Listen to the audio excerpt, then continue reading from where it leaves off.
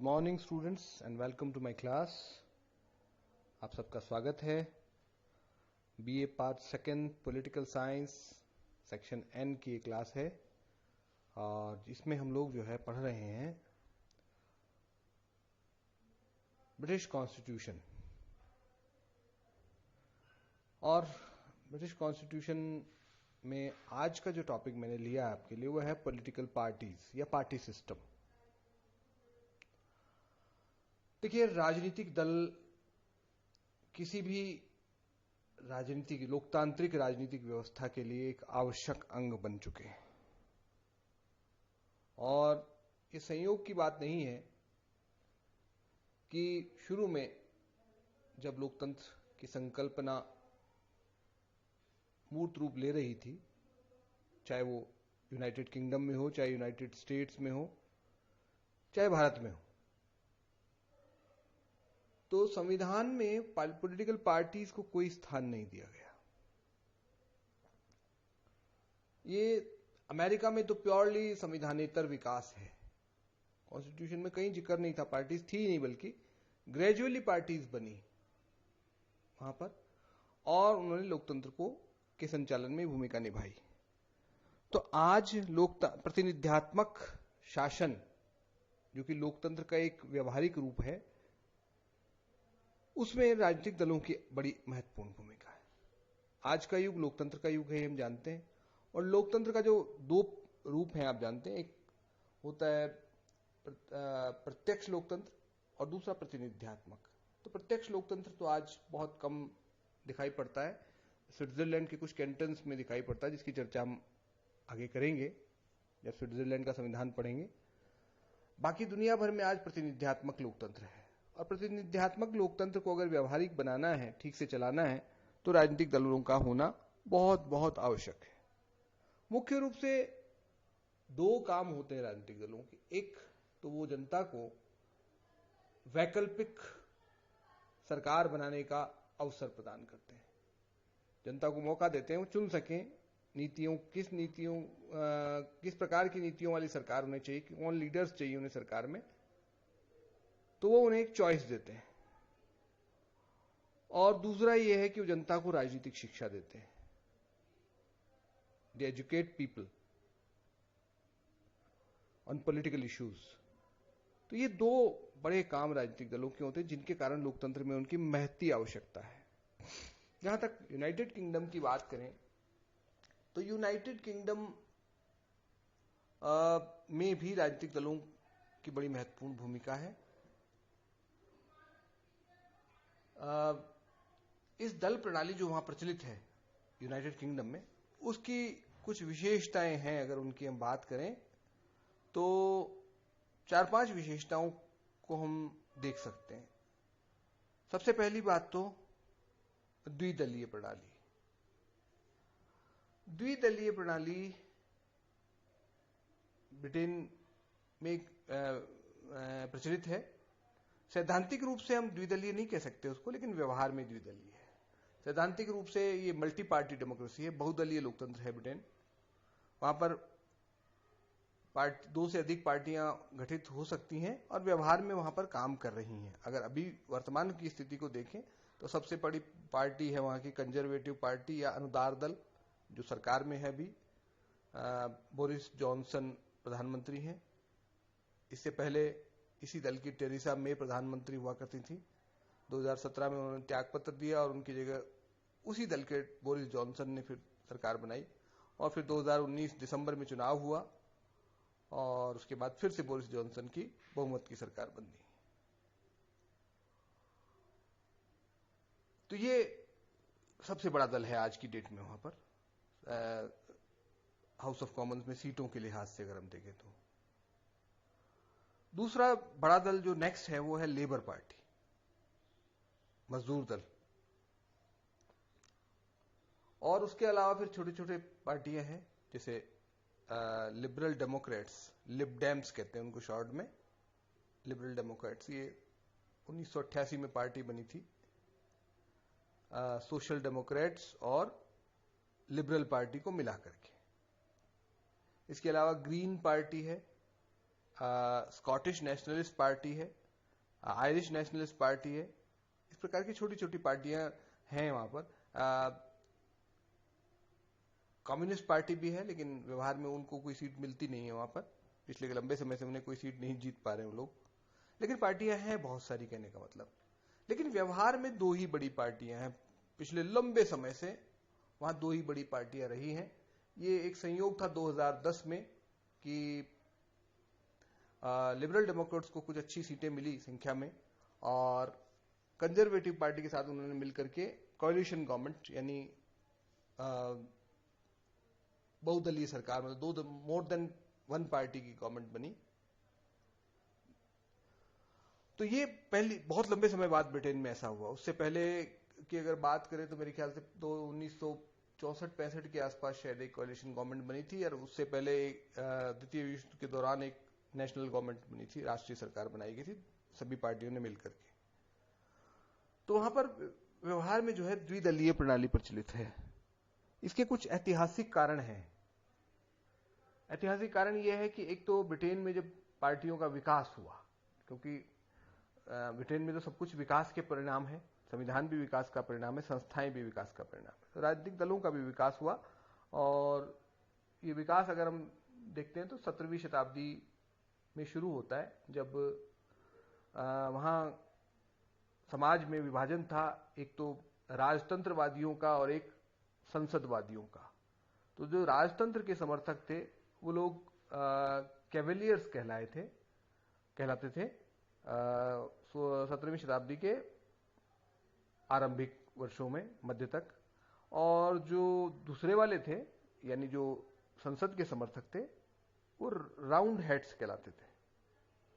आगे चलकर के इनको जो कैवेलियर्स थे वो टोरीज कहलाए, और फिर आगे चलकर के वो अनुदार दल कहलाए, कंजर्वेटिव पार्टी बन गए।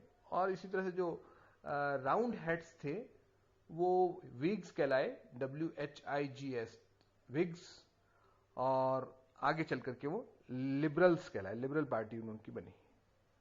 तो दो मुद्दे वहां मुख्य थे। और आगे चलकर के फिर जो है इन दो मुद्दों के बाद बाकी जो क्लासेस थे, जैसे जो राजतंत्र के समर्थक थे वो कुलीन तंत्र के भी समर्थक थे, कुलीन वर्ग के भी समर्थक थे, लैंड जो भूमिपति वर्ग था समाज का, उसके समर्थक थे। और जो लिबरल पार्टी थी वो पूंजीवाद की समर्थक पार्टी थी। तो ये दो मुद्दों पर बटा रहा, मतलब कहने का मतलब ये है। और आगे चलकर के भी ये दो ही पार्टियां रही, लंबे समय तक ये दो पार्टियां रही। पहली बार 1924 में एक तीसरी पार्टी का अस्तित्व, मतलब अस्तित्व में तो 1906 में आ गई थी, लेबर पार्टी। पहली बार उन्होंने सरकार बनाई, और वो दिन था। और उसके बाद जो है लिबरल पार्टी, जो उदार दल था, जिसको हमने वीक भी कहा और राउंड हेड्स भी कहा, वो लोग कभी सरकार नहीं बना पाए उसके बाद आज तक। और अब तो वो पार्टी खत्म हो गई, अब तो लिबडेम्स में वो मर्ज हो गए। तो संयोग देखिए वहां पर एक बड़ी पार्टी जो एक जमाने में 1906 के आसपास, जिसने शायद लगभग 400 सीटों के आसपास जीती थी, 396 करीब सीटें जीती थी, वो पार्टी खत्म हो चुकी है। ये आश्चर्य देखिए, यानी वहां पर दो ही पार्टियां चलती हैं। फिर चाहे वो पहले लिबरल पार्टी थी और अब जो है लेबर पार्टी हो गई, दूसरी ओर कंजर्वेटिव पार्टी अपना अस्तित्व बनाए हुए है। इसके पीछे कई सारे कारण, एक तो मैंने बताया ऐतिहासिक कारण रहा, दूसरा वहां की जो लोकतांत्रिक प्रणाली है वो भी इसी तरह की है। वहां का जो राजनीतिक प्रणाली है, जो भवन है हाउस ऑफ कॉमन्स का, वो भी ऐसा बना हुआ है जिसमें आमने सामने सीटें लगी हुई हैं। तो एक तरफ ऑपोजिशन पार्टी, एक तरफ सरकार वाली पार्टी बैठ सकती है। तो कुल मिलाकर के बात यह है कि वहां दो ही पार्टियां रही हैं और जनता ने दो ही पार्टियों को समर्थन दिया है। तीसरी पार्टी अगर कोई आती है तो वो बहुत कम सीटें ले पाती है, बहुत थोड़ी सीटें। इसके पीछे एक बड़ा कारण ये भी है कि ब्रिटेन में first pass the post system प्रचलित है चुनाव का, यानी जो सबसे अधिक वोट पाता है वो जीत जाता है। और इसका परिणाम ये होता है कि जो बड़ी पार्टियां होती हैं उनको लाभ मिलता है इसका, छोटी पार्टियां नहीं उभर पाती, वो खत्म हो जाती हैं। हालांकि उन्हें अच्छे वोट मिलते हैं। जैसे लिबरल पार्टी को एक जमाने में 10-12% के आसपास वोट मिल रहे थे, लेकिन उनकी सीटें मिलती थी 6, 8, 9, 10, यानी 1-2% के आसपास सीटें उनको मिलती थी, वोट मिलते थे 10, 11, 12% तक। तो इस कारण से जो है वहां पर बहुत सारी पार्टियों का विकास नहीं हो पाया, वो ज्यादा आगे नहीं बढ़ पाई। पार्टियां हैं जरूर, लेकिन वो सक्सेसफुल नहीं है, चुनाव में सफल नहीं हो पाती। ब्रिटेन में एक और कहावत भी है कि ब्रिटिश जनता कॉलिशंस को पसंद नहीं करती है, और ये सच भी है। ये एक बड़ा कारण है कि जनता ने किसी तीसरी पार्टी को उभरने में मदद नहीं की है। दूसरी जो विशेषता है वो पार्टी अनुशासन, दलीय अनुशासन और केंद्रीकरण।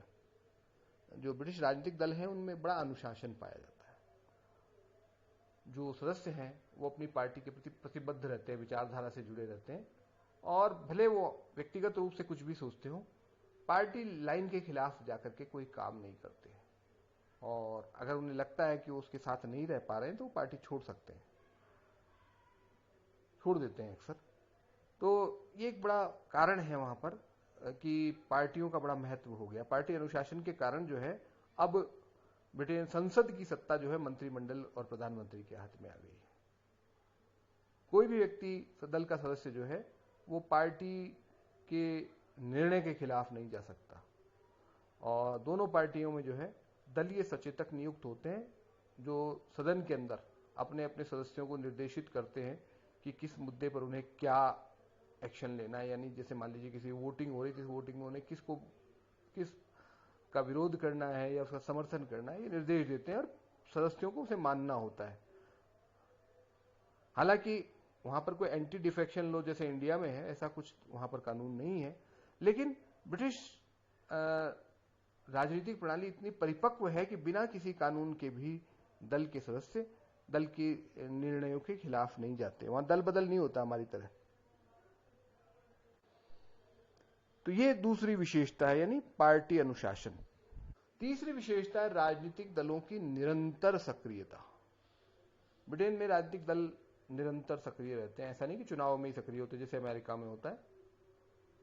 उसके पीछे कारण ये है क्योंकि एक तो पार्टियां दो ही हैं, और ये क्योंकि सरकार कभी भी बदल सकती है, संसदीय प्रणाली में ही माना जाता है। अमेरिका की तरह नहीं कि राष्ट्रपति का चुनाव हो गया 4 साल बाद ही होगा दोबारा, ऐसा नहीं हुआ। यहां पर चुनाव कभी भी हो सकता है, कभी भी लोक सदन को भंग किया जा सकता है। हालांकि अब फिक्स टर्म पार्लियामेंट का नियम आ गया है 2011 से, लेकिन फिर भी इसके बावजूद भी हमने देखा कि 2015, 2017, 2015 के बाद जो है 2017 में फिर चुनाव हुए, फिर 2019 में चुनाव हुए। फिक्स टर्म पार्लियामेंट के नियम के आने के बाद भी 5 साल में 3 चुनाव हो गए हैं वहां पर। तो इस कारण दल वहां सक्रिय रहते हैं हमेशा। वो मतलब कहते हैं कि बीच के अवधि में, यानी चुनाव से चुनाव के बीच में भी सक्रिय रहते हैं और निरंतर अपनी भूमिका निभाते रहते हैं। चौथी बात है उनका समझौतावादी रवैया या मध्यमार्गी दृष्टिकोण। देखिए, 2 पार्टियां हैं, बड़ी पार्टियां, जैसे मैंने कहा। एक तो कंजर्वेटिव पार्टी, जिसको अनुदार या रूढ़िवादी दल भी कहते हैं, वो मतलब ब्रिटिश संस्थाओं को सुरक्षित रखने की वकालत करता है और सामंतवादी हितों का समर्थन करने वाला दल रहा है। लेकिन ऐसा नहीं है कि वो बाकी लोकतंत्र के खिलाफ अब है। वो लोकतंत्र को भी अपना चुका है उसने, अब लोग बदली हुई परिस्थितियों में वो, और साथ ही वो जो मजदूर वर्ग है उसके प्रति भी ध्यान, मतलब उसका भी ध्यान रखता है, वो उसके लिए भी पॉलिसीज बनाता है। इसी तरह जो लेबर पार्टी, जो मजदूर दल कहा जाता है, वो अब जो है समाजवाद से उसने पूरी तरह से किनारा कर लिया है। और दोनों पार्टियों की जो मुख्य सामान्यतया जो है ज्यादातर मुद्दों पर रुख एक जैसा रहता है। उन्होंने विदेश नीति के मामले में दोनों दल की राय जो है समान है, और कुल मिलाकर के वो समझौतावादी दृष्टिकोण रखते हैं, किसी अतिवादी की तरफ नहीं जाते। ये ब्रिटिश नेचर में भी है, ये जनता के वहां की जो स्वभाव है ब्रिटेन के लोगों का, वो एक्सट्रीमिज्म को कम पसंद करते हैं, मध्य मार्ग को पसंद करते हैं, मॉडरेशन उनका जो रास्ता रहता है, और वो इसी को जो है दोनों पार्टियों ने भी अपनाया हुआ है। 5वीं विशेषता है विपक्ष का महत्व। ब्रिटिश राजनीतिक प्रणाली में या दल प्रणाली में विपक्ष का बड़ा महत्व है। विपक्ष को हिज मैजेस्टीज ऑपोजिशन कहा जाता है, वहां सम्राट का विपक्ष कहा जाता है, यानी वो भी एक तरह से बड़ा महत्वपूर्ण स्थान उसको मिला हुआ है। जैसे अमेरिका में सच कोई विपक्ष नहीं होता वहां, हालांकि दो पार्टियां हैं वहां पर, लेकिन वहां विपक्ष जैसी कोई चीज उस तरह से नहीं होती। जैसे ब्रिटेन में उसको रिकॉग्नाइज किया, उसको सम्मान दिया हुआ है, इस प्रकार की व्यवस्था वहां नहीं है। और जो विपक्ष का नेता होता है वो बाकायदा उसको रिकॉग्नाइज किया जाता है और उसको कैबिनेट मिनिस्टर का दर्जा मिला हुआ होता है, सरकार से तनख्वाह मिलती है उसको, जो संचित निधि पर भारित होती है, उसका ऑफिस होता है वहीं पर। और जब सम्राट पार्लियामेंट को ओपन करते हैं, यानी जब उसमें भाषण देने जाते हैं साल में एक बार, तब प्रधानमंत्री के बगल में खड़े होते हैं अपोजिशन के जो लीडर होते हैं भी। इसी कारण जेनिंग्स ने कहा है कि ब्रिटिश प्रधानमंत्री विपक्ष के नेता को अपनी पत्नी से अधिक अच्छे से जानते हैं। तो ये बड़ा महत्वपूर्ण मतलब स्थिति है वहां पर विपक्ष की, और भारत में भी इसी प्रणाली को अपनाया गया है। हमारे यहाँ भी विपक्ष को रिकॉग्नाइज किया जाता है और उसके लिए नियम एक बना रखा है कि 10% सीट्स अगर लोकसभा का जो से ज्यादा जो जीतता है उसको रिकॉग्नाइज किया जाता है, और उसके जो नेता होता है उसको विपक्ष की दल का नेतृत्व मतलब नेता माना जाता है, उसको कैबिनेट सुविधाएं मिलती हैं। तो ये कुछ प्रमुख विशेषताएं हैं ब्रिटिश दल प्रणाली की जो हमें देखने को मिलती है। एक और विशेषता हम कह सकते हैं आंतरिक लोकतंत्र, इनर डेमोक्रेसी। वहां पर ये सबसे अच्छी चीज है, पार्टियों के अंदर भी डेमोक्रेसी है और पार्टियां अपने नेता का चुनाव करती हैं। अगर एक नेता से असंतुष्ट होती है दूसरे को चुनाव करके भेज देती है। वहां कोई भारत की तरह व्यवस्था नहीं है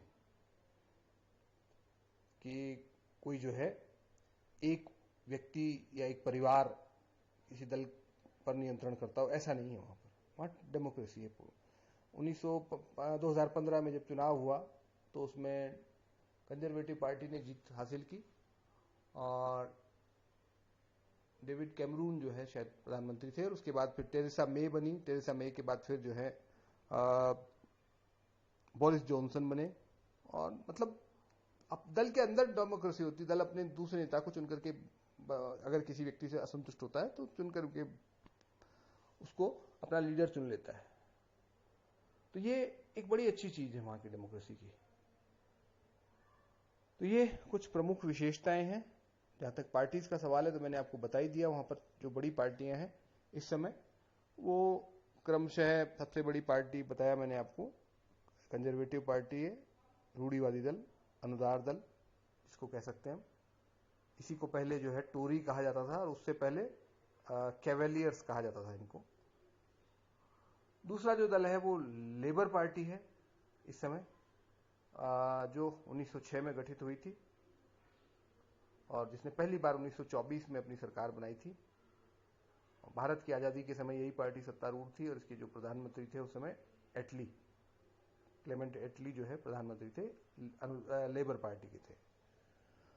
और इसके अलावा जो तीसरी पार्टी थी मैंने कहा, जो पहले लिबरल पार्टी हुआ करती थी, जो राउंड हेड्स कहलाए थे और वीग्स कहलाते थे, वो लिबरल पार्टी बने। और लिबरल पार्टी जो है 1924 में जब लेबर पार्टी ने पहली बार सरकार बनाई, उसके बाद उसकी संख्या निरंतर, सीटों की संख्या निरंतर घटती रही और एक समय तो ये आया कि वो पार्टी खत्म हो गई। 1988 में वो सोशल डेमोक्रेटिक पार्टी जो कि लेबर पार्टी से अलग होकर के बने थे, उसके साथ मर्ज हो गई, दोनों मिलकर के लिबरल डेमोक्रेटिक पार्टी उन्होंने बनाई। शॉर्ट में उनको लिब डेम्स कहा जाता है, LIBDEMS, लिब डेम्स।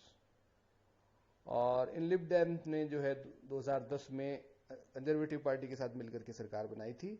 इसके अलावा अगर पार्टियों की देखें तो कुछ क्षेत्रीय पार्टियां हैं, जैसे स्कॉटिश नेशनलिस्ट पार्टी जो स्कॉटलैंड में प्रभावी है, आयरलैंड में जो है वो सिम फेन है, आयरिश नेशनल पार्टी है, उसकी जो है पॉलिटिकल शाखा है।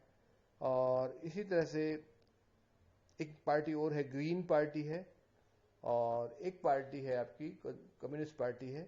तो ये कई सारी पार्टियां वहां पर हैं, लेकिन प्रभावी दो ही पार्टियां हैं। ये कुल मिलाकर के ब्रिटेन की स्थिति है दलीय प्रणाली के मामले में। उम्मीद है आप समझ गए होंगे, और कोई कठिनाई हो तो आप लोग कमेंट कर सकते हैं, मुझे बता सकते हैं। थैंक यू वेरी मच, धन्यवाद।